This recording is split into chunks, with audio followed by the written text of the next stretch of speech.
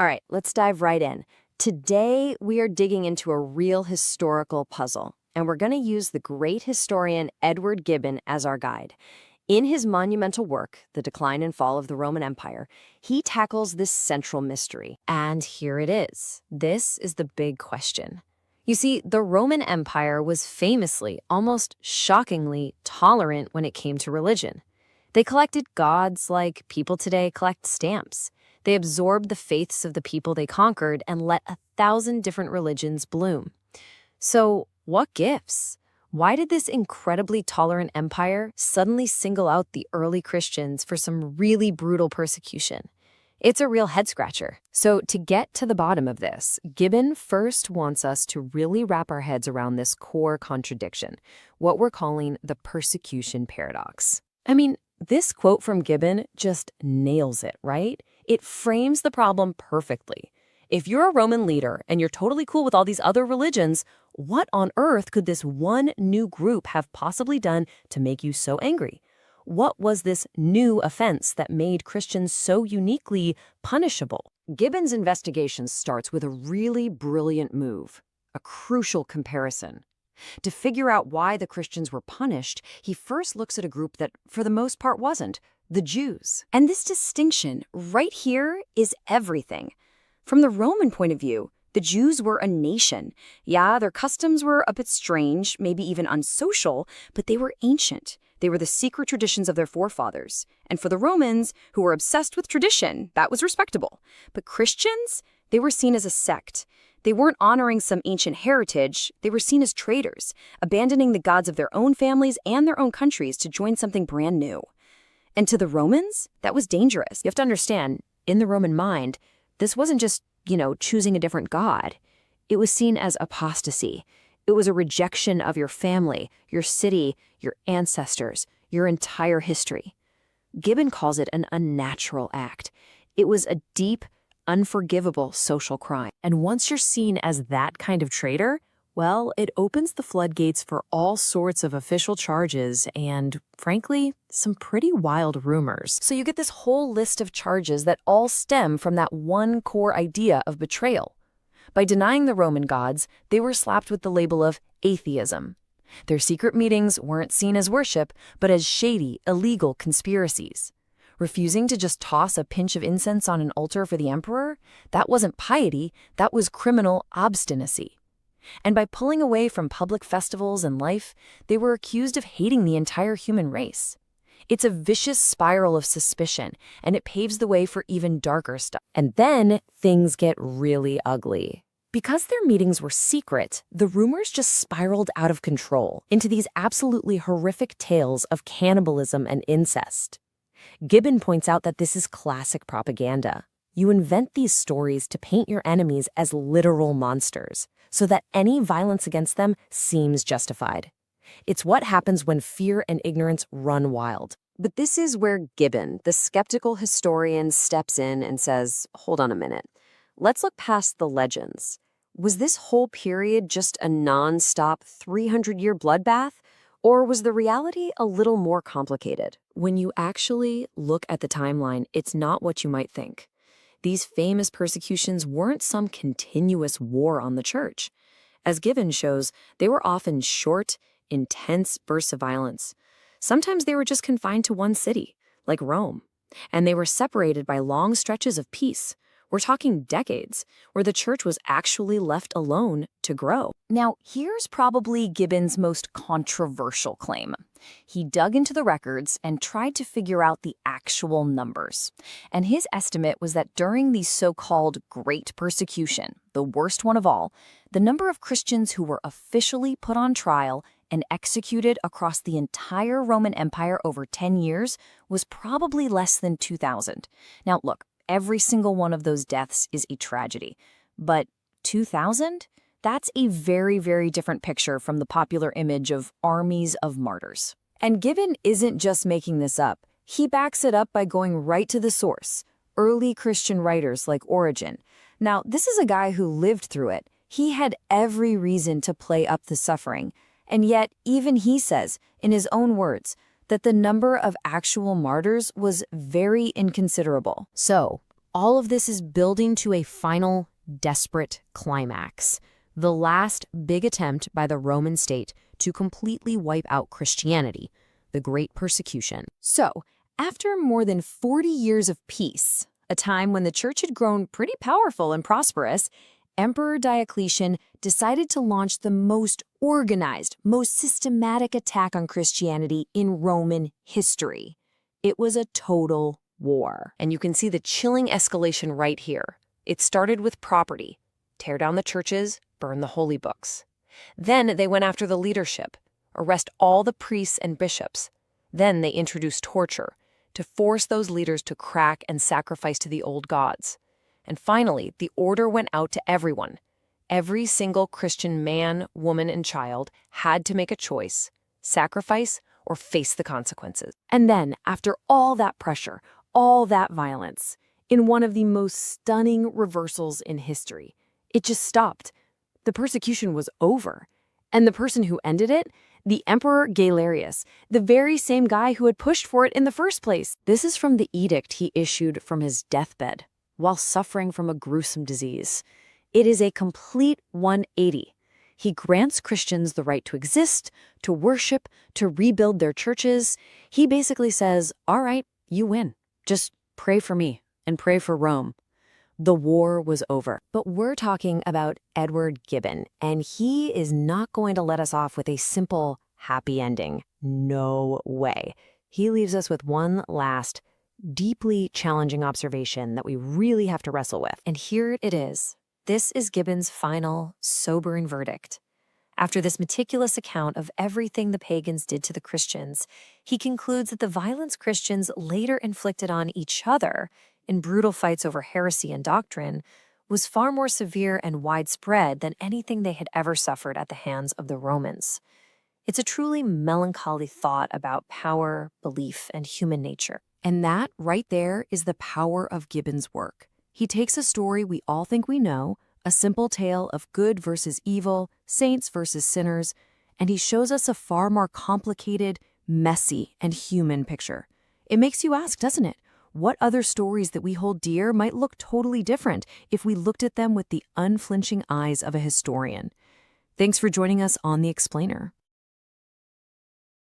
So when the Emperor Constantine takes sole command of the Roman world, you've got to understand, he doesn't just inherit an empire. He decides he's going to build a completely new one.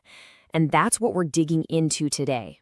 How one man's vision didn't just shake up the Roman Empire, it literally created a new world. You know, the great historian Edward Gibbon, he kind of boils it down to three big things. He says Constantine built his new world on a new capital, a new policy, and of course, a new religion. Now, that whole religious shift, that's huge, a story for another day. For this explainer, we're really going to zero in on the first two, the absolutely radical political and military changes he pushed through. And it all kicks off with his new capital city, which really brings us to the big question, right? Why? Why would one man decide to completely remake the most powerful empire on Earth? Was this just raw ambition, a stroke of political genius, or was there something else going on? To even start to get a handle on that, we have to look at the moves he made. And we'll start with the biggest, boldest one of them all, building a whole new city from the ground up. All right, so a new Roman world.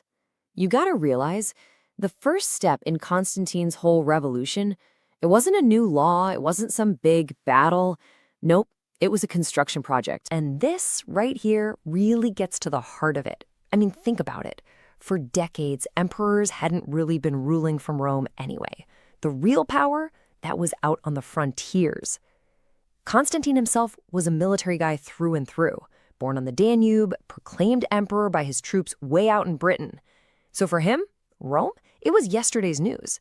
He needed a capital that was built for the world as it was now, for the challenges he was facing. Okay, so forging the new capital, let's get into it. Why Byzantium? Of all the places in the empire, why did he pick this ancient city to become his new Rome, the city we now know as Constantinople? Well, honestly, the location was nothing short of a masterstroke. Let's break it down. Militarily, it's a natural fortress, practically surrounded by water. It's the perfect spot to keep an eye on two of the empire's biggest headaches, the Persian monarchs to the east and the barbarian tribes along the Danube. And then you've got the commercial side. It's a total crossroads with this amazing, deep, secure harbor they called the Golden Horn. It was basically a giant magnet for trade. So what you have is a city that's defensible, that can feed itself, and that sits at the very heart of global commerce. It was, well, perfect. And the scale of his ambition? Wow. It was just staggering. There's this great story, probably part legend, but it captures the vibe perfectly. It says that as Constantine himself was walking the line of the city's future walls, his own people were just blown away by how huge it was. They had to ask him, "How much farther are you going to go?" And his reply is just epic. He basically says he'll stop when the invisible guide walking in front of him stops. The implication? This ain't my plan, folks. I'm following orders from on high. And they built this city at an incredible speed, just a total whirlwind, pouring the empire's massive resources into it. But here's the really audacious part. To give his new capital instant credibility, instant prestige, he basically went on an art heist across the ancient world. He systematically plundered the old cities of Greece and Asia, taking their most famous statues and treasures. We're talking priceless masterworks of gods and heroes. All of it hauled off to Constantinople to decorate his new streets. It's wild. So, this leads us to the new system of government. And this is probably the most important thing to get. The spectacular new city, it wasn't the end goal. Not at all. It was the stage, the perfect backdrop for a totally new kind of government, one designed from the ground up to center every ounce of power on the emperor. So forget the old Roman system, with all its traditions and echoes of the Republic. That was gone. Constantine swept it all away. And in its place, he built what the historian Gibbon calls a divine hierarchy. I mean, picture a super rigid pyramid. At the very top is the emperor, and everyone else, from the highest-ranking official down to the lowest clerk, is just a rung on that ladder. Your power, your title, your very importance, it all came directly from him and him alone. And man, was this hierarchy meticulous. He broke it all down into three main ranks of honor. At the very top, you had the illustrious. These are your bigwigs, the consuls and top generals. Then you have the respectable in the middle, and finally the honorable at the bottom. It was this incredibly rigid ladder of status, and it was all designed for one thing: absolute clarity. There was zero ambiguity. Everybody knew their place, and everybody knew who was in charge. If you want a perfect example of just how radical this was, just look at what he did with the title patrician. Okay, so the old patricians, they were the ancient hereditary nobles of Rome. Power was literally in their blood, passed down through generations. Constantine completely flipped the script.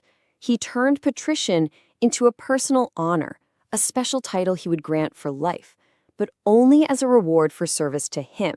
So you see, he didn't just join the old aristocracy. He made it obsolete and created a brand new one that owed everything to him. And this new structure was laid out across the entire empire. He carved it up into 4 giant administrative zones called prefectures. You had the East, Illyricum, Italy, and the Gauls. But here's the genius move, or at least the incredibly shrewd move for his own security. The powerful guys who ran these huge territories, the prefects, they were stripped of all their military command. Poof, gone. They were now just top-tier civil servants. This was all about preventing rebellions. No single person could ever again control both an army and a huge chunk of the empire. Which brings us to a new kind of army. Because if you separate the government from the military, well, you've got to totally remake the military too. And again, it all came back to one central goal: making sure his throne was absolutely secure. And this right here might be the master stroke of his entire political project. For centuries, the guy who governed a province also commanded the legion stationed there. Think about how much power that is. It made them a constant threat. I mean, the history of the 3rd century is basically a story of one general after another marching on Rome. Constantine put an end to that, for good. By splitting civil and military authority, he made it incredibly difficult for any one ambitious general to get the resources to make a play for the throne. But, and this is a huge but, all this security for the emperor came at a steep price for the military. Constantine essentially created a 2-tiered army. You had the Palatines, the palace troops. These guys were stationed in the comfy cities, they got higher pay, more privileges, and, in the sharp words of Gibbon, they grew soft and enervated by luxury. And then you had the borders, the frontier troops. These are the guys facing constant danger day in and day out for 2/3 the pay. Their morale, their very spirit was degraded. What you end up with is a pampered, overpaid core and a demoralized, underpaid front line. Not exactly a recipe for military excellence. Okay, quick reset. Just picture the classic Roman legion in your head. For centuries, what was it? It was a disciplined, terrifying powerhouse of about 6,000 men, a formidable fighting force. Constantine blew that all up. He took those powerful legions and broke them down into much smaller detachments, maybe 1,000, 1,500 men tops. So why would he do that? Gibbon calls it a timid policy. It's simple, really. A small unit can't really get any big ideas, like, say, declaring their general the new emperor. It was definitely safer for the guy on the throne, but in the process, it completely dismantled the very structure that had made the Roman legions legendary for centuries. So that leaves us with the big question: brilliance or a mortal wound? Let's step back and really think about it. Were these changes the work of a political genius who saved the empire? Or did they end up inflicting a fatal injury? This one sentence from Gibbon, I think, just says it all.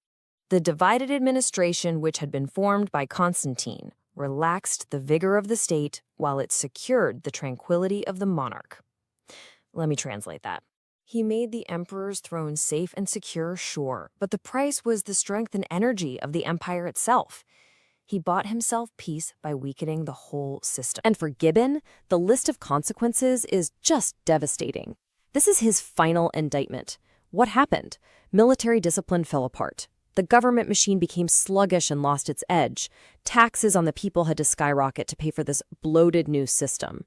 And maybe worst of all, the army became more and more dependent on hiring barbarian soldiers to fill the ranks.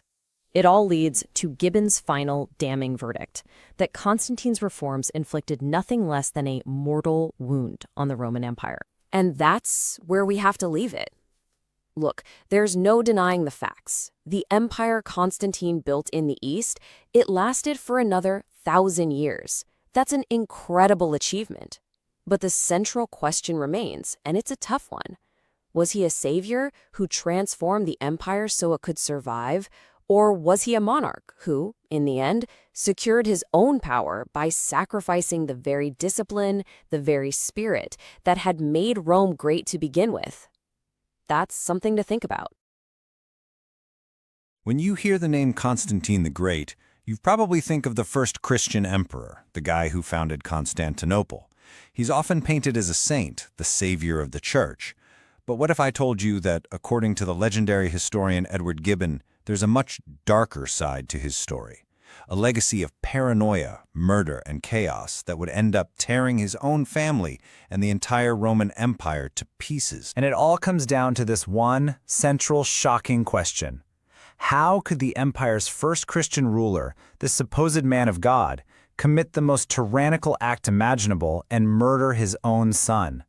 Well, the answer, at least as Gibbon tells it, is a classic story of how absolute power can corrupt absolutely. So, was Constantine a saint or a tyrant? The truth is, he was kind of both. To really get it, you have to see him the way Gibbon did, as two different men rolled into one. For the Christians, yeah, he was a hero. But as time went on, something else started to take over. And Gibbon lays out this contrast so starkly. You have the early Constantine, the hero. He's this brilliant general, works tirelessly, just has this majestic presence. But then, fortune corrupts him. The tyrant emerges. He becomes cruel, greedy, and starts spending money like there's no tomorrow.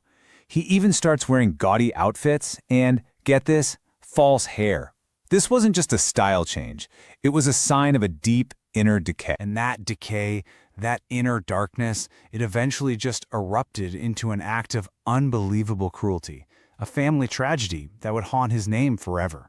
And it all centered on the person who was supposed to be the future of the empire, his own son. This son's name was Crispus, and he was the golden boy, I mean, he was the whole package. A fantastic military hero, loved by the people, adored by the army.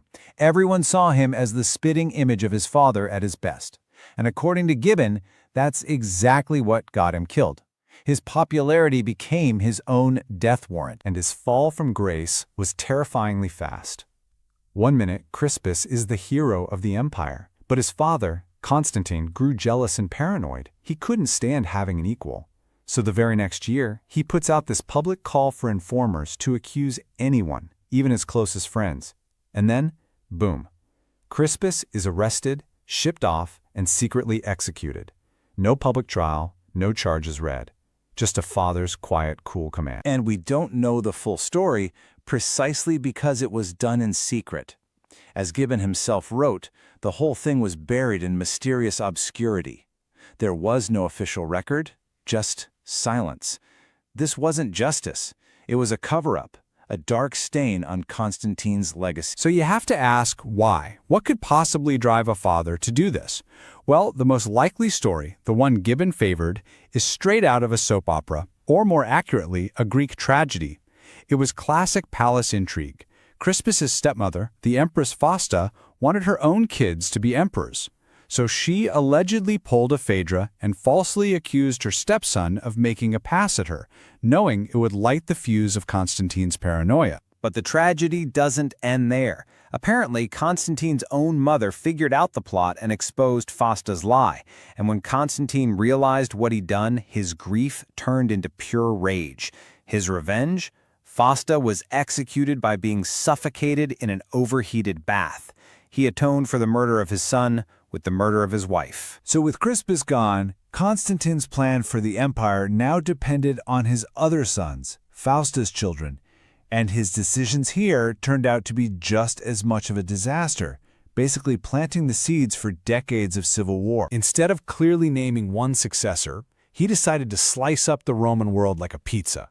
He gave a piece to each of his 3 sons and then 2 more pieces to 2 of his nephews. He didn't create a team of rulers, he created a battle royale, giving 5 ambitious men their own armies and territories. And here's the real problem. These heirs were nothing like their father. Constantine's strength was forged by hardship and war. His kids, on the other hand, were born in the purple, as they say. They grew up in total luxury, surrounded by people telling them how great they were, and were completely unprepared to actually wield the immense power they were given. There's this one observation from a courtier that is just dripping with irony. For days after Constantine died, his body was laid out in the palace, and officials would come and pay their respects as if he were still alive. It was this elaborate piece of theater to create an illusion of stability. The moment that show ended, the chaos he himself had created was completely unleashed. So what happened after Constantine's grand funeral?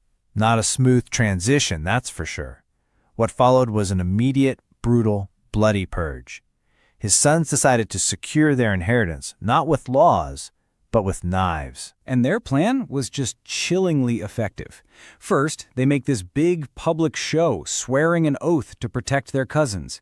Then, they suddenly produce a forged will, claiming that Constantine had feared his own brothers were going to poison him. They use this fake document to get the army all riled up, demanding justice, and then they just let the soldiers do the dirty work. And the scale of this massacre is just mind-blowing. They murdered their own uncles, 7 of their cousins, including the 2 who were supposed to inherit territory, and a bunch of their allies. They basically wiped out the entire extended family, leaving only Constantine's 3 sons and 2 little boys, Gallus and the future emperor Julian, alive. So, with all their rivals gone, you'd think the brothers would be satisfied, right? Nope, they immediately turned on each other. The oldest brother, Constantine II, invaded the youngest brother's land. He was probably tricked into an ambush and killed. And then there were 2. A decade goes by. And then the second brother, Constans, gets murdered by one of his own generals, a guy named Magnentius, who declares himself the new emperor in the West.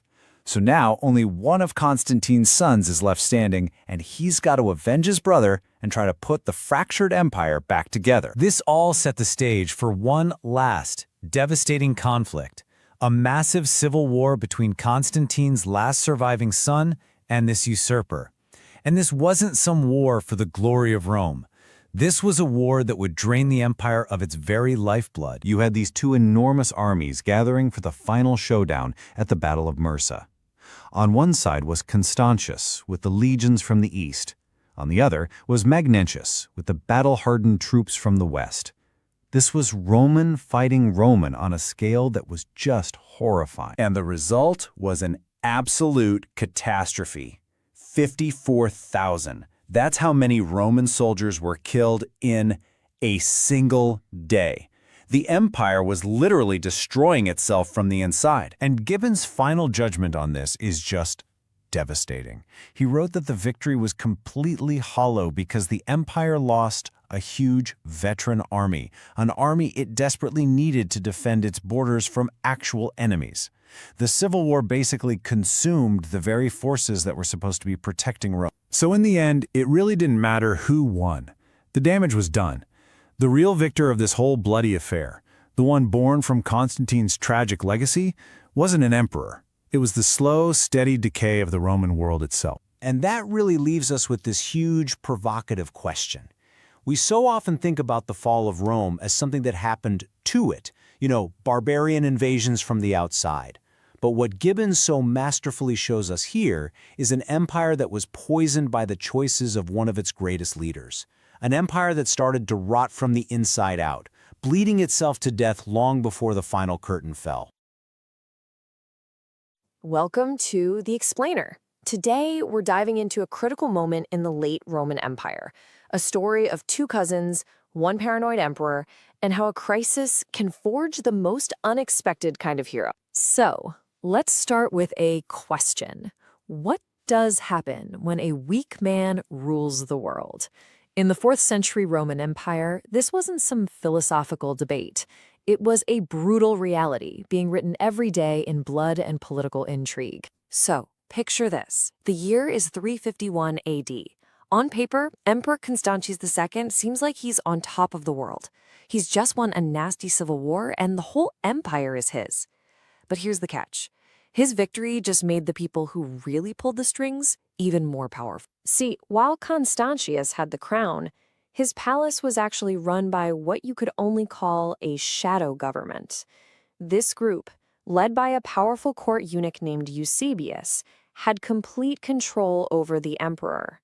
They fed his paranoia, whispered in his ear, and ran the empire for their own benefit, selling off government jobs and even justice itself to the highest bidder. Constans was in a serious bind. The empire was just too big to handle, frontiers were collapsing everywhere, and he was so deeply paranoid that he was terrified of his own successful generals.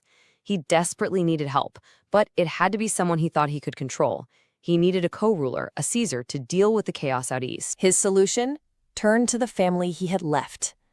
He promotes his cousin, Gallus, to the rank of Caesar. And this decision? Well, it was about to go spectacularly wrong. Now, Gallus and his younger half-brother Julian were the last two survivors of a family purge. They were raised pretty much as prisoners, but that shared experience shaped them in totally different ways. It made Gallus angry and violent. For Julian, though, it forged a character that was thoughtful, disciplined, and firm. The moment Gallus got a taste of power, his worst side came out. From his capital in Antioch, he and his wife launched a full-blown reign of terror. The palace was filled with spies and torture. He'd even supposedly wander the streets at night in disguise, just hoping to catch someone saying something treasonous. This couldn't last.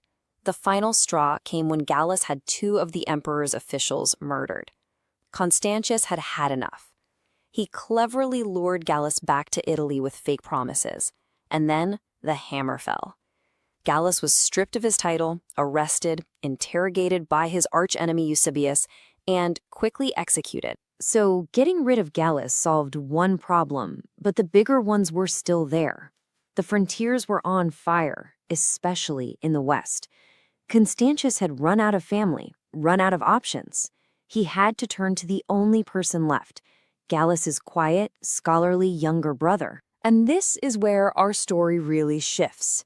Enter Julian, a young man who had spent his life with his nose in books, studying philosophy in Athens. is suddenly yanked into the absolute center of Roman power. He is the unlikeliest Caesar imaginable. You can just imagine his reaction. He reportedly cried out, "Oh, Plato, Plato, what a task for a philosopher!" He was being forced to trade his scholar's robes for a general's armor, and he was being sent straight into a war zone. The job he was given was an absolute nightmare. He was made Caesar of Gaul, what we now call France, and Gaul was a province that was pretty much already dead. It had been completely abandoned and ravaged during the recent civil wars. Just look at the stats. German tribes had completely overrun the place. 45 cities had been pillaged and burnt. The Rhine frontier didn't exist anymore. The Roman legions were shattered and demoralized. Julian wasn't just being sent to govern, he was being sent to perform a miracle. But this is where Julian's unique upbringing kicked in. He didn't lock himself away in a palace like his brother. He lived like his men. He ate their food, slept on a simple rug on the floor, and spent his nights studying strategy or walking the camp to check on the sentries. He was actually applying the philosophy he'd read about, and this radical new style of leadership was about to get its biggest test.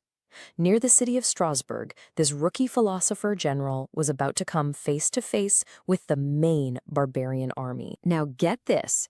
Julian's army was tiny. He had just 13,000 men, a feeble army as the sources call it. They were exhausted, outnumbered, and had to defend the entirety of Gaul. And who were they facing?